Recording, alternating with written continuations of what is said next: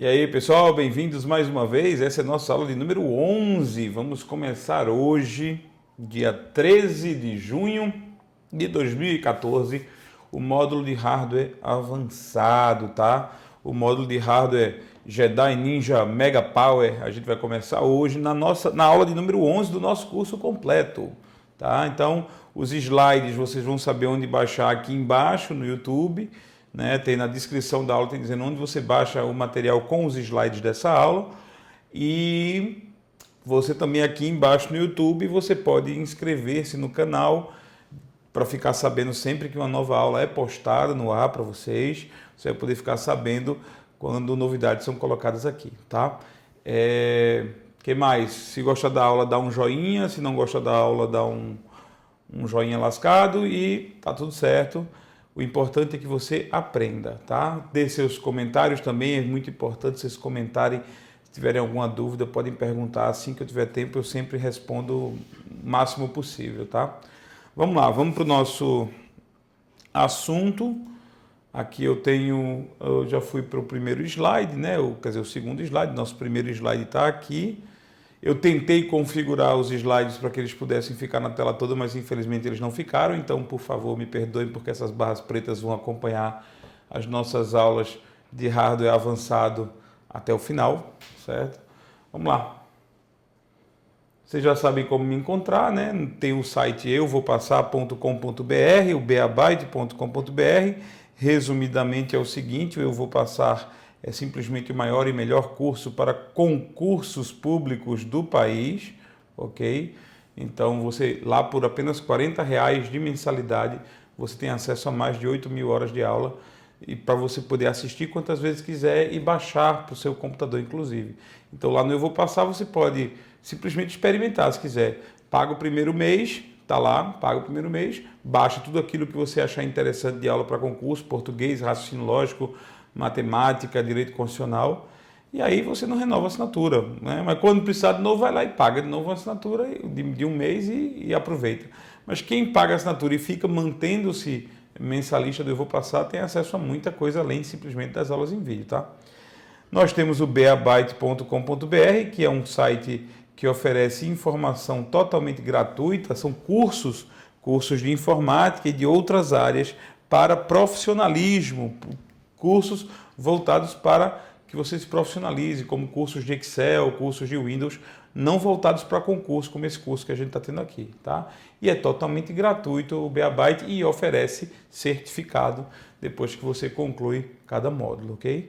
Tá aí, meus e-mails são esses e o meu Facebook tá aí, minha fanpage, tá?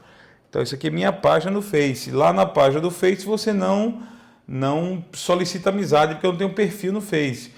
Você apenas curte a página e aí toda atualização que eu fizer no Face você vai ficar sabendo, tá? Bom, chegamos aqui, já tinha avisado vocês sobre isso. Vamos fazer um resumo interessante sobre o que a gente precisa ver, né? A gente viu algumas coisas nas primeiras aulas, mas vamos aprofundar agora. Primeiro, quais são os principais componentes de um computador? Os principais componentes de um computador são a CPU, que é o cérebro do computador, e a memória principal, isso com certeza. Nós também lembramos das memórias auxiliares, ou memórias secundárias, ou também conhecidas como memórias de massa. A diferença entre os dois tipos de memória é que a memória principal ela só serve para armazenar informações enquanto o computador está trabalhando. Ela é a chamada memória RAM, não é? E a memória principal, ela armazena informações apenas enquanto o computador está trabalhando. As memórias auxiliares, elas são também chamadas de memórias permanentes. Memórias permanentes, ok? Ou memórias de massa, ou memórias não voláteis, são memórias que armazenam informação por tempo indeterminado, servem para guardar informação por tempo indeterminado. E nós também temos à nossa disposição, como parte integrante dos computadores, os dispositivos de entrada e saída, certo? E aí são os chamados periféricos, periféricos de entrada, periféricos de saída, periféricos de entrada e saída. Esses são os componentes de um computador. Tá faltando algo? Tá faltando algo. Esse algo é a estrada que interconecta todos eles, a estrada que interliga todos eles. Que estrada é essa? Nós já conhecíamos, são os barramentos. Então, barramento é a estrada que liga os componentes do computador. Vamos devagar com uma coisa. Qual é a motivação da existência dos barramentos? Como a gente está vendo aqui. Qual é a motivação? Por que existem barramentos? Pelo seguinte. Vamos imaginar que cada componente do computador seja uma espécie de cidade, uma vila, um feudo, uma aldeia, em tempos da Idade Média, por exemplo. E aí essas aldeias elas precisam se comunicar, precisam trocar mercadorias. Então essa aldeia cria uma estrada para interligar a essa aldeia aqui. Mas essa aldeia também cria uma estrada que ela usa para interligar essa aqui. E também cria uma estrada para interligar a essa aqui. Pronto. Então nós temos aqui uma aldeia interligada às outras três. Mas espera aí, ainda está faltando o seguinte. Ainda está faltando essa aldeia interligar-se a essa aldeia criar uma estrada para interligar-se a essa e finalmente essa aldeia criar uma estrada para ligar para essa. Então perceba, seria possível interligar os componentes do computador por meio de caminhos dedicados. Quando a gente diz que um caminho ele foi criado exclusivamente para fazer um tipo de comunicação, certo? Ele é um caminho dedicado. Seria possível fazer um computador composto só de caminhos dedicados? Seria possível, mas seria muito complicado e muito custoso, né? Imagina, quando eu falo de memórias auxiliares, eu não estou falando só de uma aldeia, eu estou falando de várias, um HD, um pendrive, outro pendrive, o CD, eu estou falando de várias. Então, se você perceber, isso aqui significa várias possibilidades, portanto, seriam várias estradas entre a CPU e cada uma delas. Seriam várias estradas entre a memória principal e os dispositivos de entrada e saída, porque quantos dispositivos de entrada e saída existem? Poxa, diversos. Então, seriam estradas demais. Portanto, barramentos foram criados, a motivação dos barramentos foi justamente para diminuir o número de interconexões no computador, diminuir drasticamente o número de vias, o número de estradas dentro do computador, simplificando o projeto de um computador, né? Para construir um computador é mais simples fazer uma grande estrada a qual todos estão conectados, em vez de fazer uma pequena estradinha para cada dupla de itens a se comunicar, certo? Portanto, os barramentos são esse caminho que interliga todo mundo. É por isso que quando a gente fala em barramento, há uma expressão muito importante. Barramento não é um caminho dedicado. Barramento é um caminho compartilhado. Barramento é um caminho compartilhado. É um caminho que todo mundo usa. Todo mundo pode usar. É uma grande rodovia que todo mundo pode usar. Então, imagine uma grande estrada para a qual as aldeias se interligam através de pequenas estradas. Então, as memórias auxiliares entram na rodovia por aqui, a CPU entra na rodovia por aqui. Se alguém quiser sair da rodovia e entrar na memória principal, é por aqui. Portanto, uma grande estrada compartilhada. Esse é o conceito de barramento. Qual é o ponto positivo de ser uma estrada compartilhada? Simplificar o projeto, desenhar mais facilmente, construir mais facilmente. Qual é o ponto negativo? O ponto negativo de um barramento, de um caminho compartilhado, é que, por ele ser compartilhado, normalmente ele não pode ser usado por mais de uma dupla de componentes. Veja só o que esse desenho está mostrando. Ou seja, existe tráfego, né? Olha só o que vai acontecer aqui. A CPU está falando com a memória principal, então a CPU vai lançar um sinal elétrico. Esse sinal elétrico vai atravessar o barramento e vai chegar na memória principal. É isso que acontece. A CPU lança os seus sinais elétricos vão para a memória principal como a CPU endereçou. Mas aí os outros equipamentos, os outros componentes do computador não vão poder falar. Enquanto o barramento estiver sendo usado, enquanto o barramento estiver ocupado, os demais componentes que desejam utilizá-lo vão ter que aguardar. É a teoria do banheiro público, né? O que é a teoria do banheiro público? Vamos, num momento de descontração, explicar o que é a teoria do banheiro público. Então, imagina que isso aqui é o barramento. O barramento é por exemplo, aquele banheiro químico que tem em festa de carnaval, de São João e tal, né? Já tem alguém aqui transferindo informações pelo barramento, né? E depois de uma festa, tem um bocado de gente esperando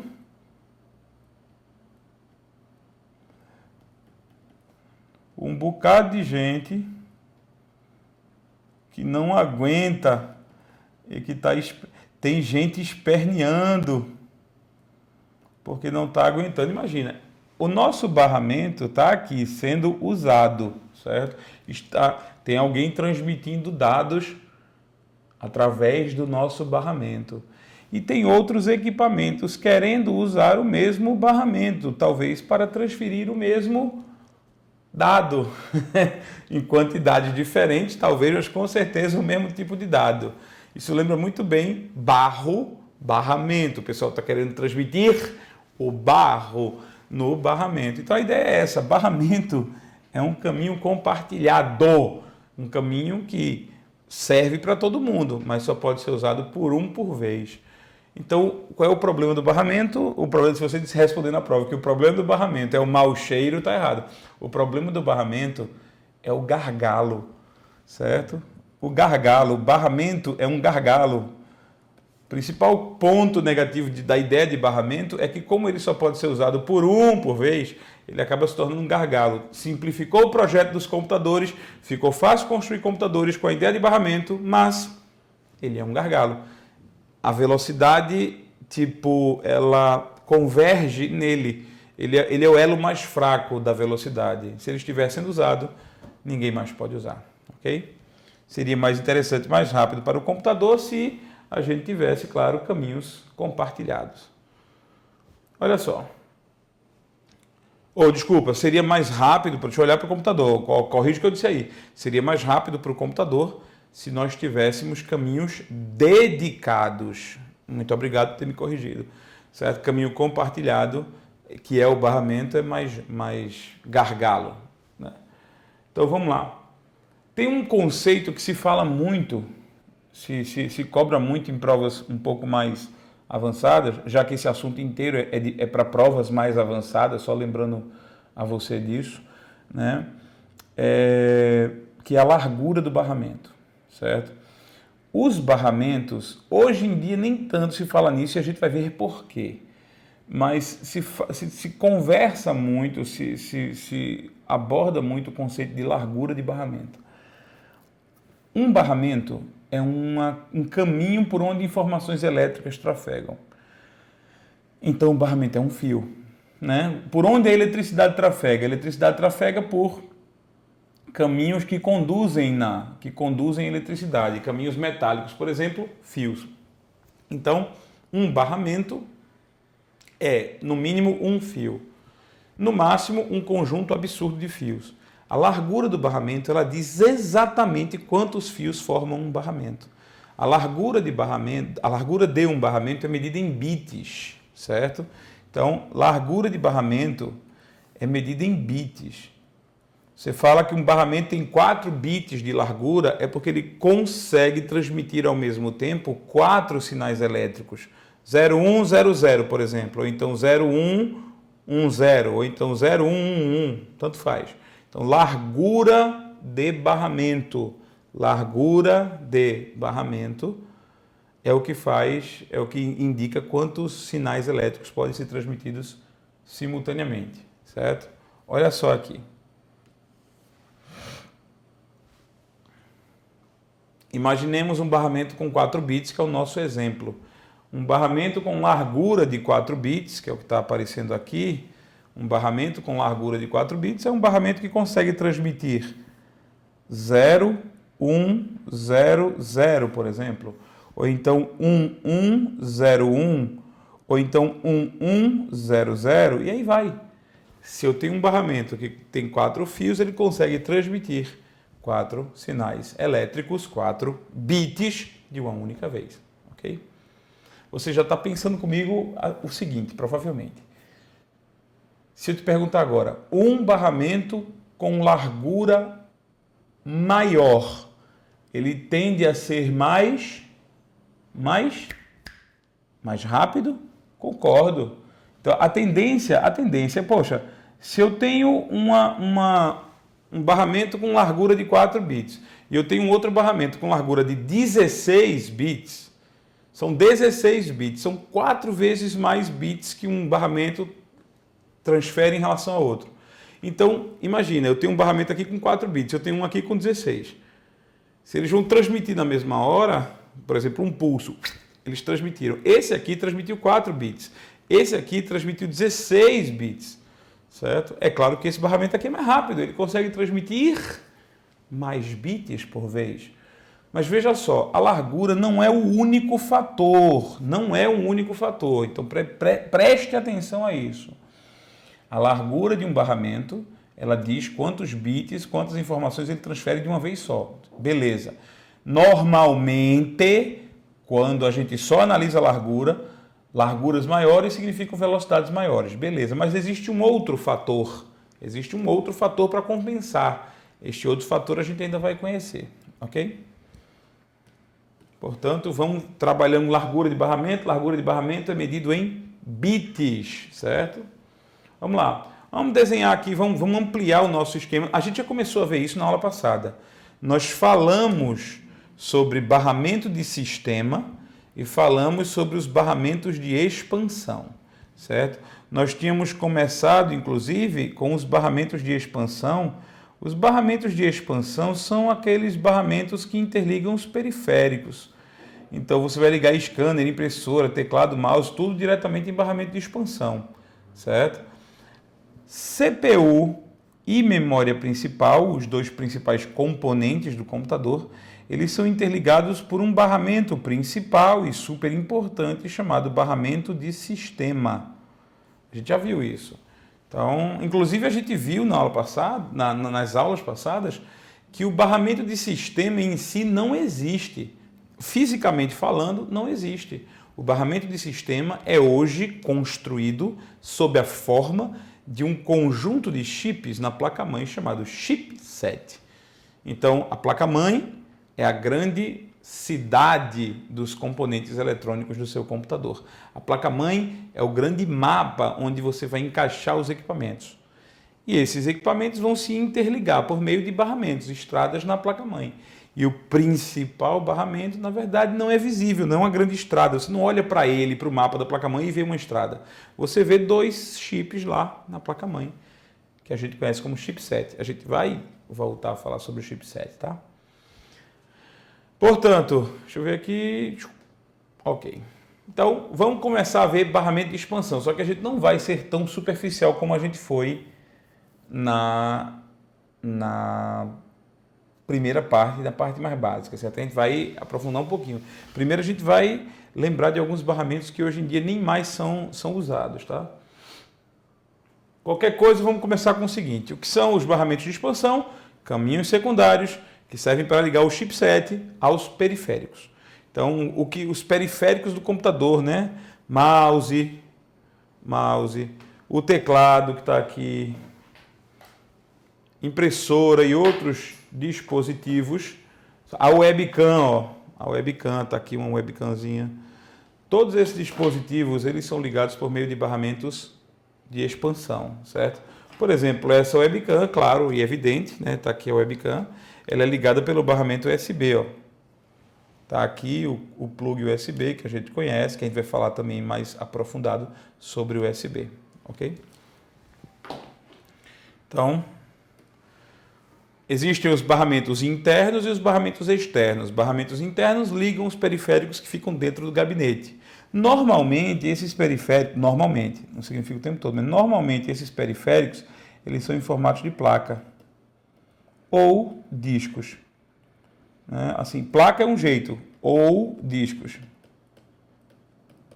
Disco rígido, SSD são uma coisa, placa de som, placa de rede, placa de modem é outra coisa. Então, ou eles são placas que se encaixam lá nos slots, como a gente viu, ou eles são discos que se encaixam em outros barramentos.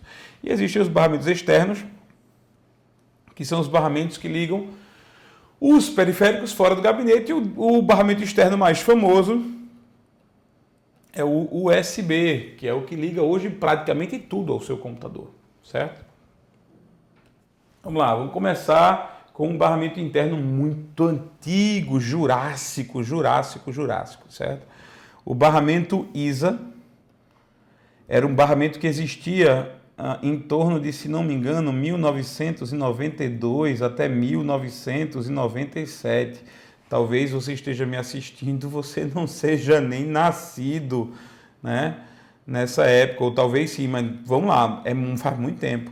O barramento ISA, ele era encontrado nas placas-mãe na forma de um slot preto, desse tamanho aqui, ó, grandão, tá? E ele servia para encaixar qualquer tipo de placa, placa de som, placa de modem, placa de vídeo. É um barramento antigo, ninguém usa mais, certo? Ele tinha uma largura de 16 bits e conseguia transmitir 16 megabytes a cada segundo. Olha só, pessoal, é isso que importa num barramento, certo? No final das contas, se uma tecnologia nasce e outra tecnologia morre por causa da que nasceu, muito provavelmente, a tecnologia que nasceu é mais rápida. E a velocidade em si não é medida em bits.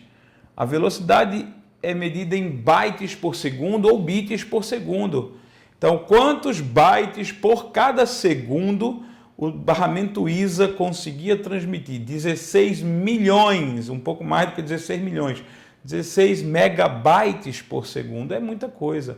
Esse barramento conseguia transmitir 16 megabytes por segundo. Esses dados, João, em nome de Deus, eu preciso decorar esses dados? Eu diria que não. Eu sinceramente acho que não. Especialmente do ISA. A gente vai chegar num barramento que eu vou dizer, decore. Decore porque eu acho que é importante saber. Depois disso, esses aí, o ISA mesmo, se um cara pergunta por ISA, ele não está perguntando por informática, ele está perguntando por história. Isso é história. História antiga, certo? Vamos lá. O próximo barramento é o substituto do ISA, um barramento chamado PCI. O barramento PCI, por incrível que pareça, né, ele teve sua estreia lá pelos idos de 1995 e até hoje pode ser encontrado em placas-mãe.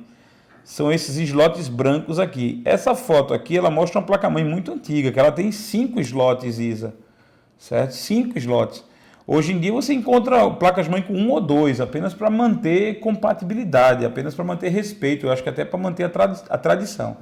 Então ele é usado para a mesma função que o ISA era. E foi ele que matou o ISA, na verdade, certo? Ele é o substituto do ISA, tal. Ele pode ser encontrado ainda hoje, mas em menor quantidade. A velocidade dele é muito maior do que a do ISA, certo? E a largura dele é 32 bits.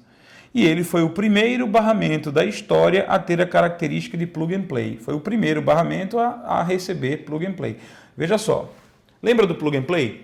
Plug and play significa connect e use. Conecte e faça funcionar, é o que significa plug and play. O ISA não tinha isso. Qual é a vantagem do plug and play? O plug and play é uma tecnologia que faz com que o computador, na hora que você plugue o equipamento, você plugou o equipamento, ligou o computador reconhece o equipamento. O equipamento que foi colocado ali, ele é reconhecido pelo Windows e aí facilita a instalação, certo? Então, um detalhe com o plug and play, é bom que a gente saiba, eu vou tentar mencionar o plug and play com mais detalhes na próxima aula, mas um detalhe sobre o plug and play é o seguinte: o plug and play, ele não garante a instalação do equipamento, ele garante o reconhecimento, garante a detecção do equipamento, ok? É isso que o plug and play garante. E o ISA não tinha isso. Quer dizer, na hora que você plugava uma placa na época do ISA e ligava o computador, o Windows daquela época, que era o Windows 3.1 e depois o Windows 95, o sistema operacional, não reconhecia a placa. E você tinha que fazer um trabalho manual primeiro para a placa ser reconhecida. Aí era dose, era um negócio realmente complicado. A gente carinhosamente apelidava aquela época de plug and pray, que significa conecte e reze para o seu computador fazer aquele negócio funcionar. Mas o PCI foi o primeiro dos barramentos a usar plug and play. Então você plugava um modem, o Windows reconhecia, plugava uma placa de rede, o Windows reconhecia, plugava uma placa de som, o Windows reconhecia, certo? Era uma maravilha, foi uma mudança e tanto. Hoje em dia todo mundo é plug and play, certo? Um detalhe também que é interessante, que agora eu tenho que me lembrar que eu falei sobre isso, sim, o PCI ele não é hot swap. Não significa que você pode plugar e desplugar com o micro ligado, não é isso. Ele não é hot swap. Hot swap é uma característica que a gente já viu, que é você poder desligar, plugar e desplugar o equipamento sem desligar o computador, diretamente, assim, pode plugar e desplugar. O PCI não é assim. O PCI só é plug and play. Você desliga o computador, põe a placa, liga o computador e aí o Windows reconhecia a placa que você colocou, ok? Vamos lá.